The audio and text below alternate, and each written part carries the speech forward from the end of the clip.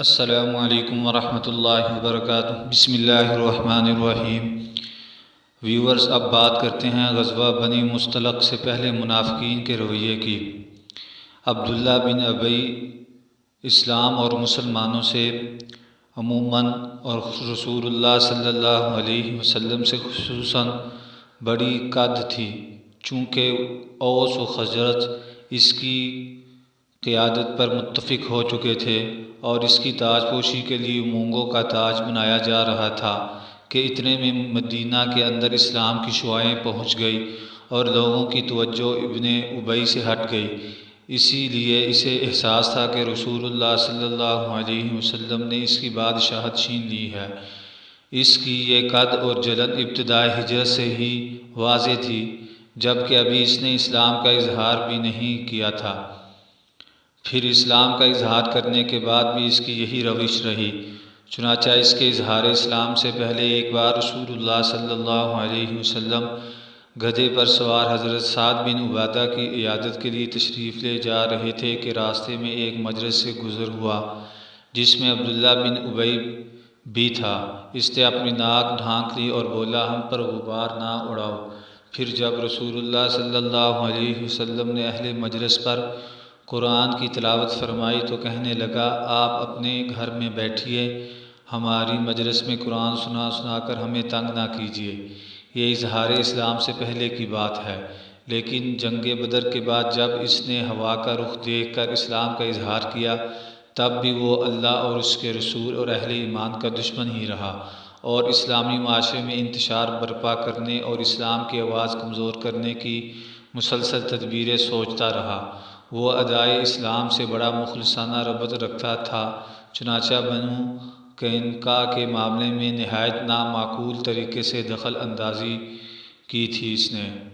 اسی طرح اس نے غزوہ احد میں بھی شر، بدعہدی، مسلمانوں میں تفریق اور ان کی صفوں میں بے چینی و انتشار اور کھلبلی پیدا کرنے کی کوششیں کی تھی۔ رئیس المنافقین عبداللہ بن ابی کے مکر و فریب کا یہ عالم تھا کہ یہ اپنے اظہار اسلام کے بعد ہر جمعہ کو جب رسول اللہ صلی اللہ علیہ وسلم خطبہ دینے کے لیے تشریف لاتے تو پہلے خود کھڑا ہو جاتا اور کہتا، لوگو، یہ تمہارے درمیان اللہ کے رسول ہیں، اللہ نے ان کے ذریعے تمہیں عزت اور احترام بخشا ہے، لہٰذا ان کی مدد کرو، انہیں قوت پہنچاؤ، ان کی بات سنو اور مانو۔ اس کے بعد بیٹھ جاتا اور رسول اللہ صلی اللہ علیہ وسلم اٹھ کر خطبہ دیتے۔ پھر اس کی ڈھٹائی اور بے حیائی اس وقت انتہا کو پہنچ گئی جب جنگ احد کے بعد پہلا جمعہ آیا، کیونکہ یہ شخص اس جنگ میں اپنی بدترین دغا بازی کے باوجود خطبے سے پہلے پھر کھڑا ہو گیا اور وہی باتیں دہرانی شروع کی جو اس سے پہلے کیا کرتا تھا۔ لیکن اب کی بار مسلمانوں نے مختلف اطراف سے اس کے کپڑوں کو پکڑ کر کہا، او اللہ کے دشمن، بیٹھ جا، تو نے جو جو حرکتیں کی ہیں اس کے بعد اب تو اس لائق نہیں رہ گیا ہے۔ اس پر وہ لوگوں کی گردنیں پھلانگتا ہوا اور یہ بڑبڑاتا ہوا باہر نکل گیا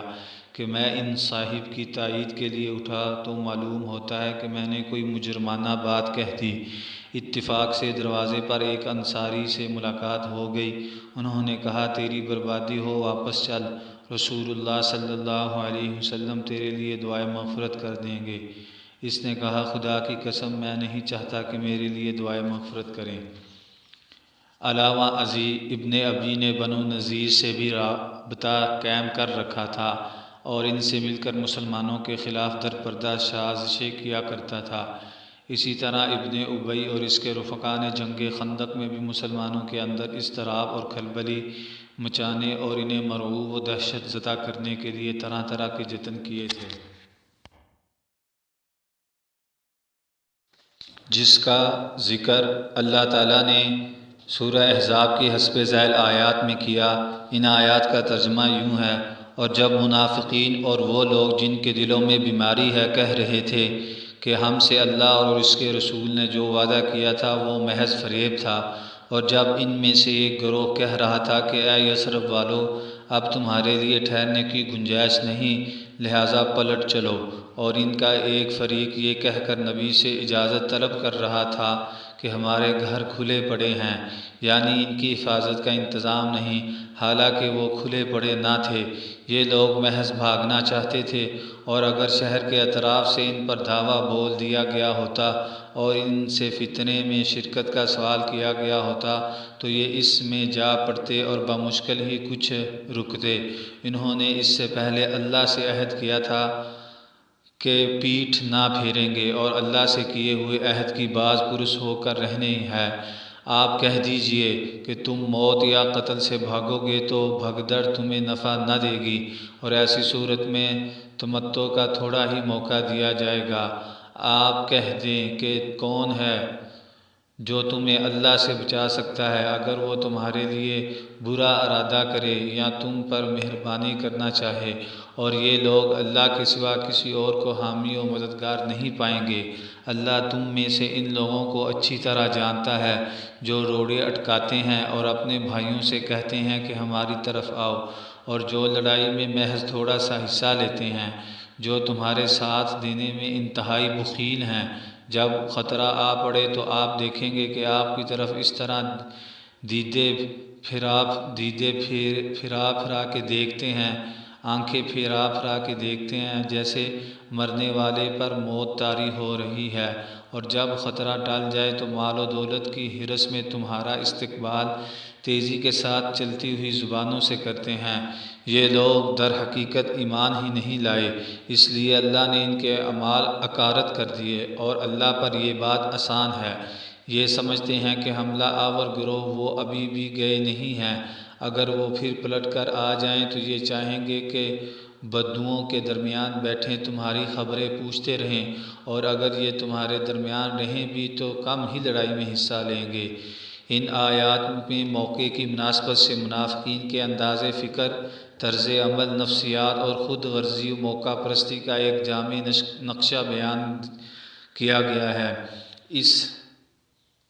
ان سب کے باوجود یہود، منافقین اور مشرکین غرض سارے ہی اعدائے اسلام کو یہ بات اچھی طرح معلوم تھی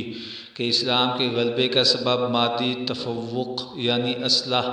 لشکر اور تعداد کی کثرت نہیں، بلکہ اس کا سبب وہ خدا پرستی اور اخلاقی قدریں ہیں جن سے پورا اسلامی معاشرہ اور دین اسلام سے تعلق رکھنے والا ہر فرد سرفراز و بہرہ مند ہے۔ ان اعدائے اسلام کو یہ بھی معلوم تھا کہ اس فیض کا سرچشمہ رسول اللہ صلی اللہ علیہ وسلم کی ذات گرامی ہے، جو ان اخلاقی قدروں کا معجزے کی حد تک سب سے بلند نمونہ ہے۔ اسی طرح یہ اعدائے اسلام 4-5 سال تک برسر پیکار رہ کر بھی یہ بات سمجھ چکے تھے کہ اس دین اور اس کے حاملین کو ہتھیاروں کے بل پر نیست و نابود کرنا ممکن نہیں۔ اسی لیے انہوں نے غالباً یہ طے کیا کہ اخلاقی پہلو کو بنیاد بنا کر اس دین کے خلاف وسیع پروپیگنڈا کی جنگ چھیڑ دی جائے، اور اس کا پہلا نشانہ خاص رسول اللہ صلی اللہ علیہ وسلم کی شخصیت کو بنایا جائے۔ چونکہ منافقین مسلمانوں کی صف میں 5واں کالم تھے اور مدینہ ہی کے اندر رہتے تھے، مسلمانوں سے بلا تردد مل جل سکتے تھے اور ان کے احساسات کو کسی بھی مناسب موقع پر بآسانی بھڑکا سکتے تھے۔ اسی لیے اس پروپیگنڈے کی ذمہ داری ان منافقین نے اپنے سر لی یا ان کے سر ڈالی گئی، اور عبداللہ بن ابی رئیس المنافقین نے اس کی قیادت کا بیڑا اٹھایا۔ ان کا یہ پروگرام اس وقت ذرا زیادہ کھل کر سامنے آیا جب حضرت زید بن حارثہ رضی اللہ تعالیٰ عنہ نے حضرت زینب کو طلاق دی اور نبی صلی اللہ علیہ وسلم نے ان سے شادی کی۔ چونکہ عرب کا دستور یہ چلا آ رہا تھا کہ وہ متبنع منہ بولے بیٹے کو اپنے حقیقی بیٹے کا درجہ دیتے تھے۔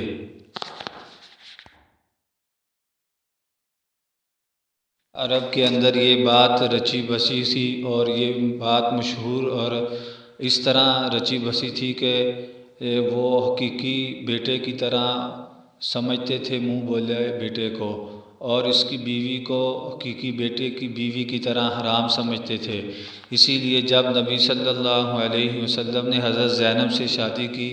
تو منافقین نے نبی صلی اللہ علیہ وسلم کے خلاف شور و شغب برپا کرنے کے لیے اپنی دانست میں 2 کمزور پہلو ہاتھ آئے، اور ایک یہ کہ حضرت زینب آپ کی 5ویں بیوی تھی، جبکہ قرآن نے 4 سے زیادہ بیویاں رکھنے کی اجازت نہیں دی ہے، اسی لیے یہ شادی کیوں کر درست ہو سکتی ہے؟ دوسرے یہ کہ زینب آپ صلی اللہ علیہ وسلم کے بیٹے یعنی منہ بولے بیٹے کی بیوی تھی، اسی لیے عرب دستور کے مطابق ان سے شادی کرنا نہایت سنگین جرم اور زبردست گناہ تھا۔ چنانچہ اس سلسلے میں خوب پروپیگنڈا کیا گیا اور طرح طرح کے افسانے گھڑے گئے۔ کہنے والوں نے یہاں تک کہا کہ محمد صلی اللہ علیہ وسلم نے زینب کو اچانک دیکھا اور ان کے حسن سے اس قدر متاثر ہوئے کہ نقد دل دے بیٹھے، اور جب ان کے صاحبزادے زید کو اس کا علم ہوا تو انہوں نے زینب کا راستہ محمد صلی اللہ علیہ وسلم کے لیے خالی کر دیا۔ منافقین نے اس افسانے کا اتنی قوت سے پروپیگنڈا کیا کہ اس کے اثرات کتب حدیث اور تفاسیر میں اب تک چلے آ رہے ہیں۔ اس وقت یہ سارا پروپیگنڈا کمزور اور سادہ لوگ مسلمانوں کے اندر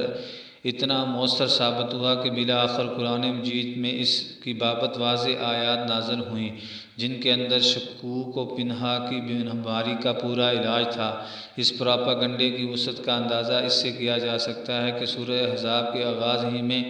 اس آیت کریمہ سے سورۃ احزاب کا آغاز ہی اس آیت کریمہ سے ہوا، یا ایھا النبی اتق اللہ ولا تطع الکافرین والمنافقین ان اللہ کان علیما حکیما۔ اے نبی، اللہ سے ڈرو اور کافروں اور منافقین سے نہ دبو، بے شک اللہ جاننے والا حکمت والا ہے۔ یہ منافقین کی حرکتوں اور کارروائیوں کی طرف ایک دائرانہ اشارہ ہے اور ان کا ایک مختصر سا خاکہ ہے۔ حالانکہ اللہ تعالیٰ نے حضرت زید کی بیوی حضرت زینب رضی اللہ تعالیٰ عنہ جب طلاق کے بعد آپ صلی اللہ علیہ وسلم نے شادی کی تو اس شادی کی حکمت یہ تھی کہ منہ بولے بیٹے کی بیوی کو حقیقی منہ بولے بیٹے کی بیوی کی طرح نہ سمجھا جائے، تو اس رسم کو ختم کرنا تھا۔ اور دوسرا، آپ صلی اللہ علیہ وسلم کے لیے قرآن نے یہ خاص کیا تھا کہ آپ 4 سے زیادہ شادیاں کر سکتے ہیں۔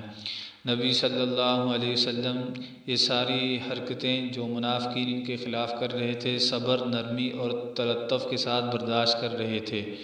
اور عام مسلمان بھی ان کے شر سے دامن بچا کر صبر و برداشت کے ساتھ رہ رہے تھے، کیونکہ انہیں تجربہ تھا کہ منافقین قدرت کی طرف سے رہ رہ کر رسوا کیے جاتے رہیں گے۔ چنانچہ ارشاد ہے، اولا یرون انہم یفتنون فی کل عام مرۃ او مرتین ثم لا یتوبون ولا ہم یذکرون۔ وہ دیکھتے نہیں کہ انہیں ہر سال 1 یا 2 بار فتنے میں ڈالا جاتا ہے، پھر وہ نہ تو توبہ کرتے ہیں اور نہ نصیحت پکڑتے ہیں۔